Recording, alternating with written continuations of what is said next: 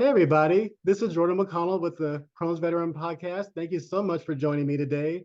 Today, I am welcoming physical therapist Sharon Hepburn and massage therapist Larry Wern to the Crohn's Veteran Podcast. They are core to a group that has developed a hands-on therapy shown to decrease intestinal adhesions, strictures, and even bowel obstructions without surgery. Their work is exciting and unique for two reasons. First, it's all natural with no drugs and no surgery. In fact, it is being used regularly as a replacement for major bowel and adhesion surgeries. Second, their therapy has been cited as safe and effective in some respected peer-reviewed medical journals since its initial development over 30 years ago. Again, Larry, Sharon, welcome. How you guys doing today? Thank you so much. We're doing wonderful. It's wonderful to be here. Thank you so much. And again, I was talking to you before we started.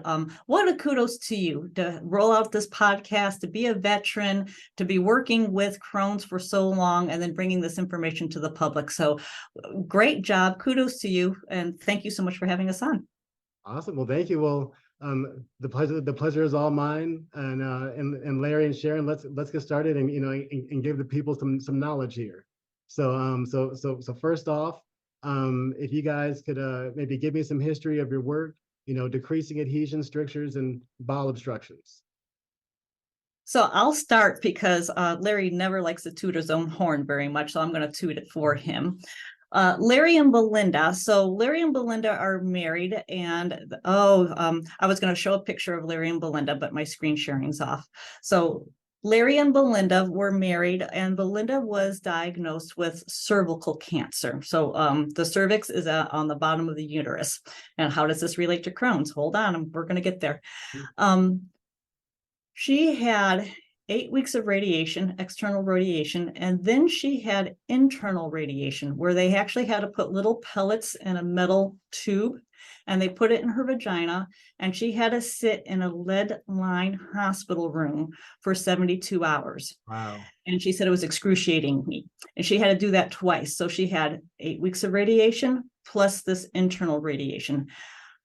Cancer was cured, but it irradiated everything else in her pelvis. So she was having bowel issues and bloating and abdominal issues and pain like you would not believe. She actually had to stop working for a while. Wow. Because of all the adhesions that formed with that radiation. So that adhesions just really locked down her pelvis. So through an act of love, Larry and Belinda really looked at how to help decrease these adhesions. Believe it or not, she's a functioning physical therapist now. And with their technique, they were able to help her adhesions and help her, her small bowel obstructions and everything else that's been going on. So as they were helping her and they started to work on chronic pain patients, they actually opened up fallopian tubes, which is actually, you're like, well, how does this lead to Crohn's? But Larry, tell us about the fallopian tubes and how that led to your first bowel person. Good. Let's talk about, first, let me just touch base a little bit, starting at the beginning. Adhesions are internal scars. So they are composed of tiny strands of collagen. They're little microscopic things. And when you have an injury or an inflammation, such as Crohn's, in any sort of a surgery, these scars these little strands come in and they start laying down on top of each other, and they bind to each other and create an internal scar. And that's what an adhesion is. Once you have healed, hopefully you heal, whether you take antibiotics or whatever, once you have healed, those scars remain inside of you.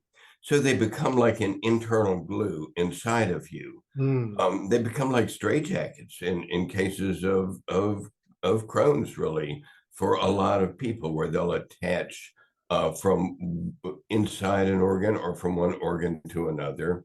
And then you can't walk or move or breathe without pain in her case, in Belinda's case, and my dear wife's case. So what the significance of with opening block fallopian tubes, these are these tiny little structures that are designed to carry a single cell deep in the pelvis, right, halfway between the front and the back. We were opening block fallopian tubes and they were having babies. Well, all doctors knew about treating adhesions before this was surgery. And the problem with surgery is it virtually always causes more adhesions and more scarring as your body heals. So you can have the most compassionate and wonderful surgeon that is around, but he or she cannot help but create new adhesions. So, so after publishing some with some gynecologists, the chief of staff of the hospital read our studies and read our hit charts and said we need to start publishing on this. Then people with digestive issues and people that actually had bowel obstructions and were having more than one bowel obstruction because they've had another surgery, now it's caused another obstruction and so forth. They started calling us and saying, well, wait a minute, if you can open these little tubes, how about bigger tubes? You know, how about my intestines?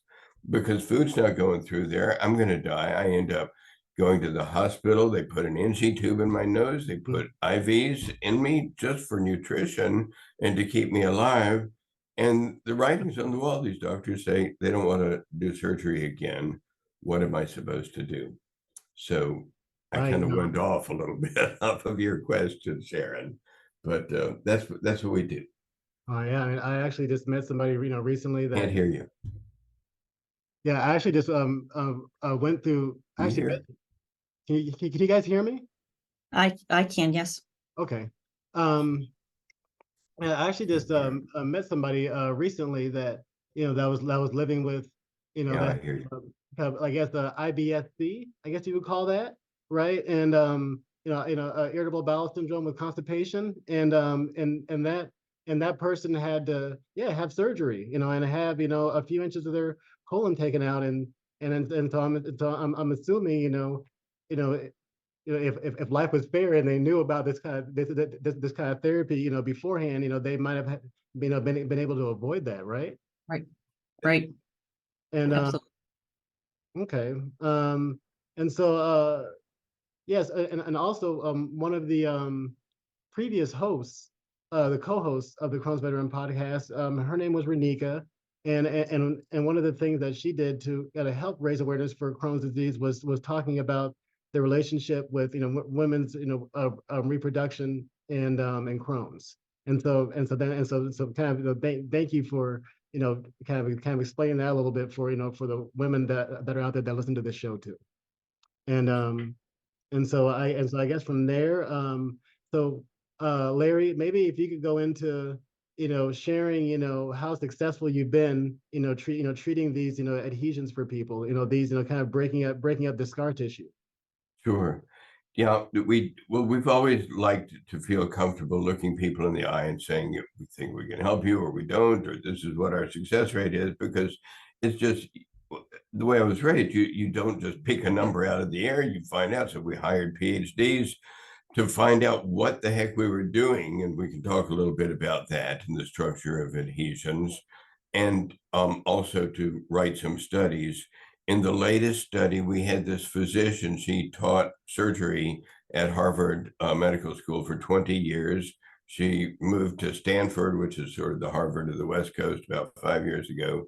She and a gastroenterologist, another surgeon that Sharon knows and works with, and he's well respected, Dr. Weinstock, they created a study about us. And what we saw was that people that were having bowel obstructions and bowel obstruction surgery, or just going to the hospital again and again, it was just recurring again and again for us. And as we were starting to clear bowel obstructions, people were saying, I feel great, I can eat better in a lot of cases, not all cases, but I can function better, I have less pain. And so we started tracking recurring obstructions. We did a phase 2 study, which means over 100 people in the treatment group and 100 people that we didn't treat. Mm-hmm. And the ones that and all of these people were having recurring bowel obstructions. They had at least 2, and in some cases, many more. The ones that we were treating happened to be much more complicated and older. So the deck was a little bit stacked against us, but we wanted to do a study. So controlled study is the best way to do that. In the end, we tracked who was having obstructions after we treated. In the end, 15% of the patients who we did not treat had another total bowel obstruction within 90 days. And less than 1% of the ones that we did treat had Yeah. another bowel Wow. obstruction. So it was holy Well, cow. well, folks, you heard it from the man himself. Yeah, yeah. Right there. So, this, in the right circumstances, and, after talking to your doctor and then making sure that's something good for you, that's pretty impressive. That's pretty Yeah. impressive. And we work closely with physicians. And when we do screen people, Jordan, we screen them and say, we don't see a potential problem, or we see something that you need to talk to your physician about before we're going to treat you. So most people, it's been pretty neat saving people's lives using just these.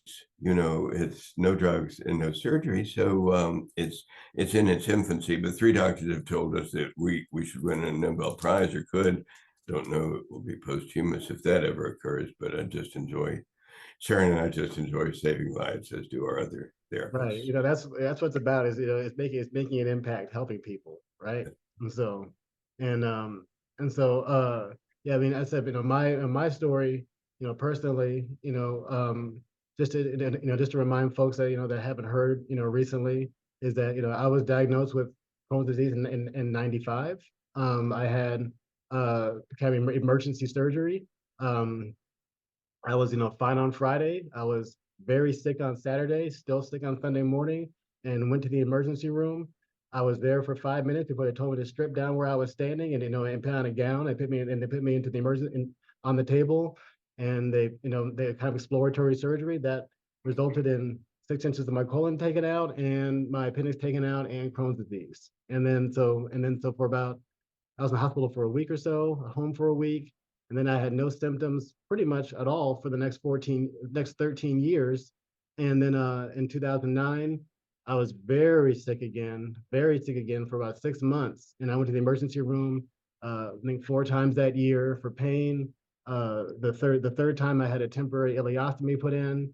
And the fourth time I was admitted to the hospital, and they took another 18 inches of colon out and our intestine out, and then my ileum out. And the traumatic part about all that is not only did all that happen, but I had no anesthesia for 2 days. I had a catheter and a epidural and a feeding tube all taken out while I was awake with no anesthesia and all these things. And so that's part of the reason that I'm here, raising awareness and trying to help people, and and looking for therapies that can not prevent people from going through some of the stuff that I went through. Um, and so with that,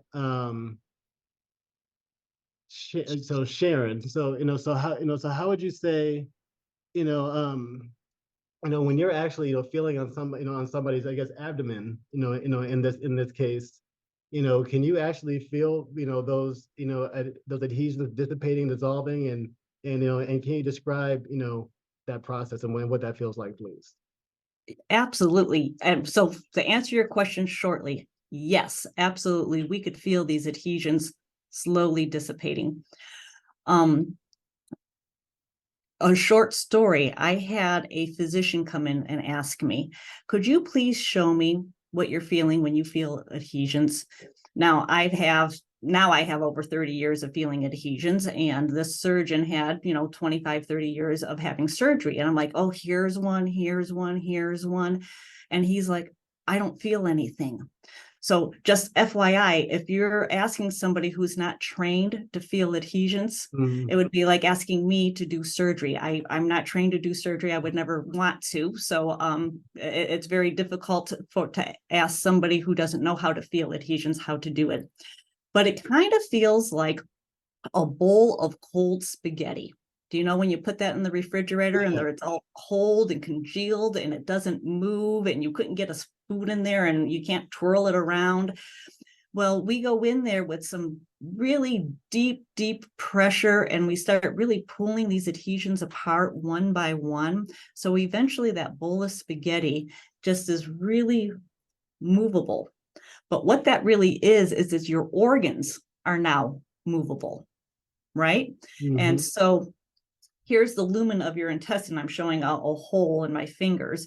If we're having an adhesion and it's causing an obstruction, we can't get any food through that lumen, through the hole. Right. But if I loosen that adhesion, all of a sudden you start getting more more food through that hole, and you can absorb better. You talked about malabsorption syndrome. You can absorb better. You're not having the bloating and the distension and the pain. Let's be very clear. Clear passage does not treat Crohn's. It does not treat the inflammation process. So we know that Crohn's is an inflammatory process. Anything with inflammation, which would be Crohn's, infection, trauma, radiation, surgery, Right. that all causes adhesions. Clear passage treats adhesions. And it's just really cool. It's really cool to be in the room with somebody and they can feel as they begin to relax, and they can feel the abdomen softening, and they can feel food passing through. And what is so cool is when the next day somebody comes in and says, I just had the best bowel movement of my life, or I was able to eat something that I haven't eaten in years. It, like Larry was saying, oh my gosh, what a great feeling. I What bet. a tremendous feeling. I know. I bet. I can definitely, yeah, have compassion, empathy for that, for that kind of thing. So that's wow. Jordan, having undergone surgery yourself more than once, now that you've shared that, I don't mind mentioning that. Mhm. Sharon, you have some films of a patient that was scheduled for emergency surgery because Yes. the white, which part of the image is that you drink this malted milk kind of structure stuff. It's what it shows. The white is the inside of the intestines. And on the left side, this is a 6-inch long stricture. The inside of this woman's intestine was narrowed to the size of a coffee straw for 6 inches on the left side. And they said, the doctor said, we're scheduling you for emergency surgery. This is Sharon's patient. The patient decided to come in, and after she treated, that's the same patient afterwards. And the doctor and the radiologist said, that's normal intestine. I'm not treating that. There's no reason to cut that person open. Here's another set to the right, and this one shows an hourglass stricture. It's that lumen that she was talking about, just getting squeezed down Yeah. to a pinhole, and food wasn't going through. Again, the surgeon said, no, I need to take out both sides of that and reattach and hope a little bit of the inside doesn't flow out, because then it's going to cause peritonitis during the surgery. So it's complicated surgery. I'll do it if I have to. Bam, the woman comes in, the patient comes in to see Sharon, and this is after treating Sharon before going to surgery. They said, oh my gosh, this is totally normal bowel. I'm not cutting this woman. I'm not doing any surgery on this person. This is normal bowel. So it's been useful having medical schools around us. Sharon works with Washington University there in St. Louis, which is a very fine research school. We work with University of Florida here to get our PhDs, biostatisticians and physicians, experts, to help us to really understand what we're doing here, and to be able to take something from that narrow for 6 inches to It's wide amazing. open. It's amazing. It is. It's really cool. It's It's another Crohn's patient I just had a couple of weeks ago. He had multiple surgeries because of fistulas. Again, we're not treating the fistulas, but we're treating all of those. And Jordan's raising his hand going, me. Yes. Right. So then, yeah. He had to quit work because he was obstructing so often. And he got a clean bill of health. His doctor actually gave him a clean bill of health, and then he Man. was able to go back to work. Yeah, I didn't know that. I mean, that's the reason I didn't bring up fistulas. It's because I didn't know that that's what something. So to clarify, is that something that you can treat the symptoms of that also? The fistulas, no, he had surgery removing the fistulas and then was obstructing because of them. Oh, okay. Yeah, it's anybody. I don't wish that on anybody. So that is not fun, not fun at all. So I'm happy you're able to help them after the fact. And um, so I guess if somebody is listening to this and feels like, wait a minute, I think I might be a good candidate for this therapy, how would they go about reaching out to you guys? Probably the best way is to just go to the website. If you go to clearpassage.com, you'll go to our website, and on every page there's a little button. Here it's shown on the right. It says apply for therapy. Yeah, there's one. And there's another gold button that takes you to the same place. I think it's called free consult. And what we'll have you do, what we'd really like you to do, is complete a medical history questionnaire. It may take you 20 minutes. It may take you 30 or 40 minutes. It's fairly extensive, but we want to know all about you. We want to know your history, and we want to examine it thoroughly and come back to you with any questions if we have questions. But then we'll review that. There's no charge to you for any of that. We'll review that with one of our directors. We'll review it, and we'll see if you seem appropriate. If you seem appropriate, we'll let you know.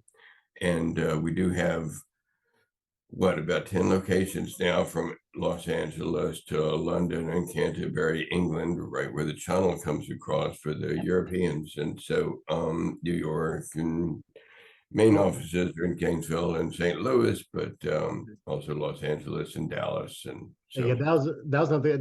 Thank you for answering that question, because I'm thinking, hey, I'm pretty sure they said they were in Florida. So so how is somebody somewhere else in the country being be able to take advantage of this? So you answered that question. So thank you.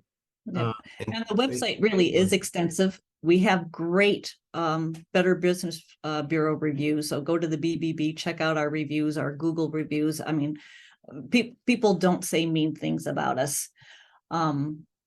Also, Larry and Belinda wrote a book. If you just want to learn more about adhesions, yeah. go to Amazon and look up, it's called Adhesions, The Body's Inner Menace. And it's Larry and Belinda wrote it. Is there a cure? I'm gonna do my best to remember to put that into the description of this podcast so people can go out there and find it. So cool. last, the other thing that people will want to know is because most people fly in or drive into one of our locations for therapy. So what the process is, once you're accepted and go ahead and put down a deposit, people come in on the weekend, and we start Monday morning, 8, 9 o'clock, sometimes 10 o'clock. We have an initial evaluation for a couple hours, and then a break for lunch, and then some more treatment in the afternoon. And we'll do the same thing without the evaluation. We'll just keep treating and teaching you all about adhesions, what's going on in your body, how do you find them in yourself, where are we freeing them up. And so you're done on Friday afternoon. Usually people that have had bowel obstructions, we suggest you may want to stay an extra day, not for therapy, but just to let your body kind of settle down and reach homeostasis before you get in a plane, because of the changes in pressure in a plane. But it's a 1 week, program. We'll give you a lot of education and things you can do at home for yourself. They don't take a lot of work. They're maybe 20 minutes a day, Sharon, 15, 20 Right. minutes a day for the first 6 months or so. And then you can start tapering off of that even. But so it's quite educational, and it's designed really for out of towners. So you come in on a Sunday and start Monday morning, and you go home the next Sunday. So that's how it is. Cool. Well, thanks. Thank you for that rundown. While you were talking, I was thinking to myself, like, so if your intestine is not completely blocked, and like how does somebody ascertain, whether, whether or not they had, they had these adhesions in their stomach, before it gets to the point to where I need surgery? Like, how can somebody like almost like doing like, I don't know, breast exams or something, and finding, okay, I found a lump. Now I can go to the doctor and, they can help me. So like, how about, finding that same kind of the same idea in your, in your colon? Like, how can somebody, try, maybe find out, oh, that feels like old spaghetti. So like, how can I should probably go see Clear Passage. Like how can I, how can I, find that, before it gets to, code red type thing. Right. So it's really by your signs and symptoms, right? Because if you're functional, things are moving through absolutely well. But it's all these people who are having these partial obstructions, and you've heard about them. Oh, I was down with like some abdominal pain for a couple of days or 4 hours every time after I eat, and it might be starting to grow worse. It's the bloating, it's the distension, it's all those red flags that people who are obstructing have. Pain or the constipation, the throwing up, the inability to pass stool, all of those are indications that you're obstructing or having partial obstructions. So some people are like, it happens like once a month, and they're able to tell me, I have it and then it goes, I have it and then it goes. That's when we really want to catch it, right? Because then you're not at death's door and they wanting to remove 4 inches of your colon. You want to catch it, hopefully, why these adhesions are still small and the foods are still passing through.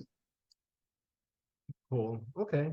Well, I was just curious. Thank you. So Yeah. awesome. Well, I guess, guys, maybe some parting wisdom. You guys have both been doing this for a long time, right? And so, so the people with Crohn's and colitis, I know that are out there. Do you have any maybe words of wisdom or any maybe tips and tricks, that that may be helpful? Well, one thing to think You about know, is in your in your own domain, I guess. Right. Right. yeah, I mean, I don't know if this will help or not, but when when you have a condition, generally speaking, it's either organic or it's mechanical. And medicine is pretty good at chasing down organic conditions, diseases, bacteria, hormonal things.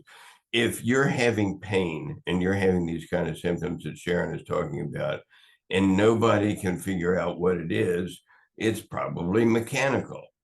Adhesions, unfortunately, do not show up on X-ray or MRI, just like the X-rays you saw of Sharon's patient. You cannot see the actual adhesions because they're composed of collagen, which is so prevalent in the body, it just doesn't show up on any of these tests. You can see the effects of them. But if you're having symptoms and you don't know, and you don't really know what they're coming from, and nobody's able to put their finger on them for what it is, suspect something mechanical, and just go ahead and write us and send us a medical history questionnaire. Give us some of your history. We'll be able to give you some insights and some intuition. You may decide to come in, you may not. Nobody's going to pressure you about anything. Of course, we love the work that we're doing because we love saving lives and giving people back the quality of life. But that alone can be helpful, and as I say, is absolutely free. And there's some of my parting thoughts. Thank you, Larry. Appreciate that, Sharon. So Larry has trained all of his therapists to listen to the patient, to listen to the person on the table. And then we train our people to listen to their body. So that would be my words of wisdom. Listen to yourself, listen to your gut, literally your gut, and then listen to your gut feelings of, am I in trouble? Do I need more help? Are people listening to me? Do I need to be listened to more? When you really tune in and you take control, just like you have, Jordan, you've taken control of your destiny and of your Crohn's. When you start taking control of the disease process and not being bowled over by what other professionals say. You'll know exactly what to do and when to do it. So my piece of advice is to listen. Awesome. Well, I said, as an IT guy, that's a big part of my life too, is listening. And so thank you for that.